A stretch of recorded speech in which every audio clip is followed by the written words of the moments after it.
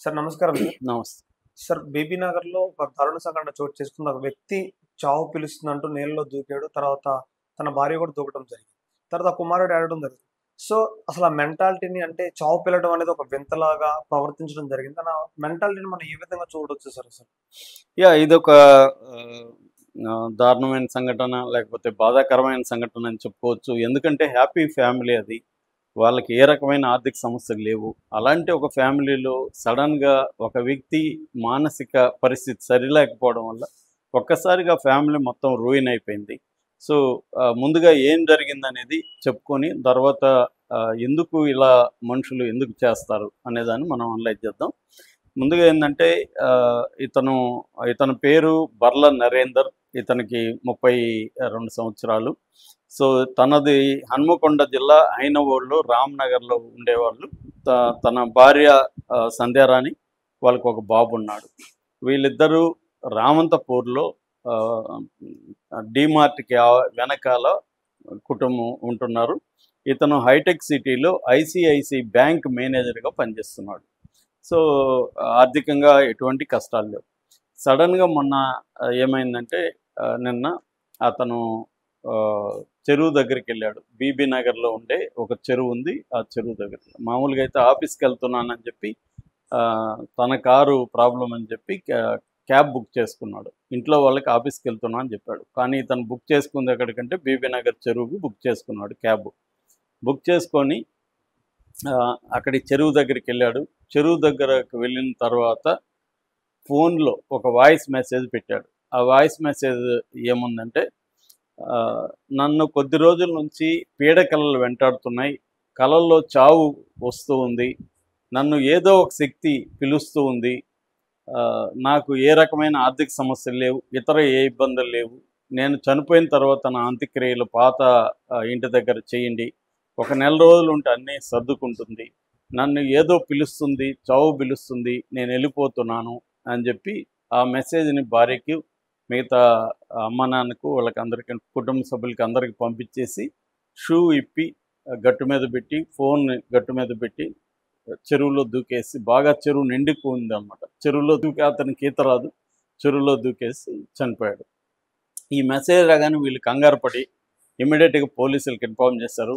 పోలీసులు రంగంలో దిగి అతని ఫోన్‌ను ట్రాక్ చేశారు. అంటే సెల్ టవర్ దీంతో అతని ఫోన్ ఏరియా ఎక్కడుందో లొకేషన్ ట్రాక్ చేసి ఆ లొకేషన్‌కి చెరువు దగ్గర ఉందనేది అర్థమైంది. అక్కడికి వెళ్లారు. దాంతో పాటు వీళ్ళు కూడా వెళ్లారు. ఆల్రెడీ పోలీసులు, ఫైర్ డిపార్ట్‌మెంటు, తర్వాత స్టేట్ డిజాస్టర్ రిలీఫ్ ఫోర్సు వీళ్ళందరూ కలిసి వెతకడం మొదలుపెట్టారు. వీళ్ళ ఫ్యామిలీ మెంబర్సు, బంధువులంతా గట్టు మీద నిలబడి ఏడుస్తున్నారు. భార్య ఏడుస్తుంది. బాబు ఏడుస్తున్నాడు. సో, ఈ సందర్భంలో ఆమె సంధ్యారాణి సడన్‌గా ఏమండి నేను కూడా వస్తున్నాను అంటే అరుస్తూ ఆమె కూడా దూకేసింది. దాంతో కంగారు పడి పోలీసులు, అక్కడున్న ఫైర్ డిపార్ట్మెంట్ వీళ్ళు ఇమ్మీడియేట్‌గా వాళ్ళు కూడా దూకి ఆమెను కాపాడగలిగారు లాస్ట్ మినిట్‌లో. అంటే ఏమాత్రం ఆలస్యమైనా ఆమె కూడా చనిపోయిండేది. ఒక పక్క బాబేమో "అమ్మ నువ్వు వెళ్ళొద్దమ్మా" అని ఏడుస్తున్నాడు. ఇది హృదయ విదారకంగా అక్కడున్న వాళ్ళందరిని కలిచివేసింది. అంటే తండ్రి చనిపోయాడు, తల్లి కూడా దూకేసింది. ఈ బాబుకి ఏం చేయాలో తెలియని పరిస్థితి ఉంది. ఇప్పుడు ఇంకా బాడీ అయితే దొరకట్లేదు. ఈమెకైతే హాస్పిటల్‌లో ట్రీట్మెంట్ ఇప్పించారు. కొంత ఇబ్బంది అయింది ఆమెకి.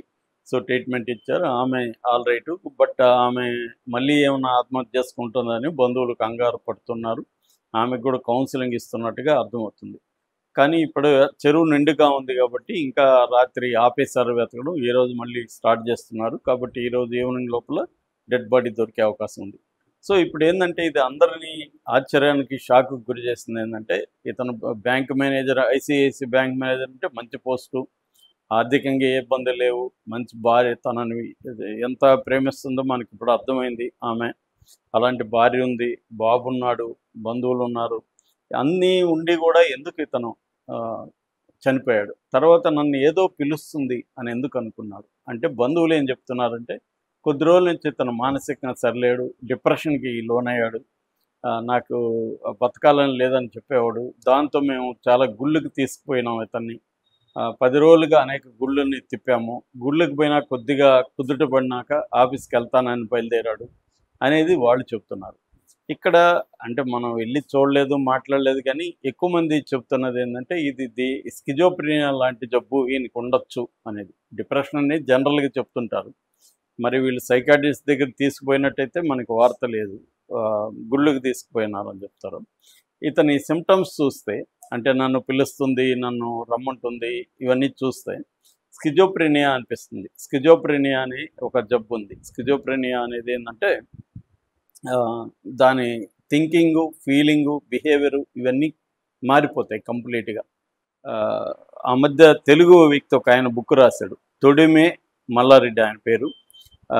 ఆయన ఓడి గెలిచిన మనిషి అని ఒక పుస్తకం రాశాడు. అట్లాగే స్కిజోప్రెనిక్ సంబంధించిన డ్రీమ్స్, మెమరీస్ మీద కూడా ఇంకొక చిన్న బుక్ రాశాడు. ఆయన బుక్ చదివితే మనకి స్కిజోప్రెనియా అంటే ఏంటి, ఆత్మహత్య ఎందుకు చేసుకోవాలనిపిస్తుంది, ఇవన్నీ అర్థమవుతుంది. ఆయన కూడా 4 times ఆత్మహత్య ట్రై చేశాడు. 4 times లక్కీ